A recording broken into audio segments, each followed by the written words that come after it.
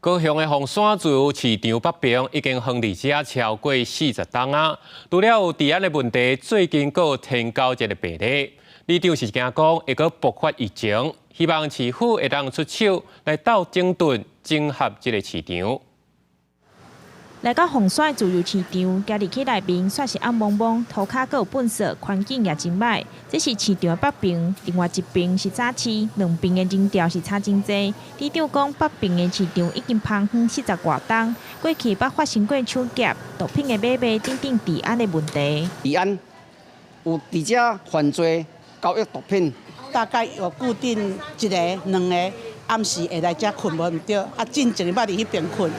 里长表示，自由市场北边去年就是天狗节热区，转过3摆药啊，佮拖到隔壁社区，市场的环境一直都无改善。知影最近高雄天狗节的疫情佮强要压起来，居民拢真烦恼。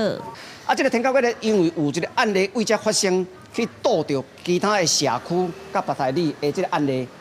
土地及建物权属多属私人，将持续沟通整合土地所有权人意见。除了自由市场，根据经发局统计，伫凤山就有10几大市场封远，因为即马消费形态改变，加上超市大卖场的竞争，互传统市场是愈来愈稀微。无少年的，因上班，因嘛无时间早时啊来咱的传统市啊买菜啊，因就拢直接去超市遐买，人口阁少，所以传统市场就一直落寞落去。台商表示，传统市场才有竞争味，不过有真侪市场拢拄到私人产权的问题。若是政府会当协助市场的整合，来提升环境，就会当将传统市场来活化。记者钟义辉、邱昭勇高雄报道。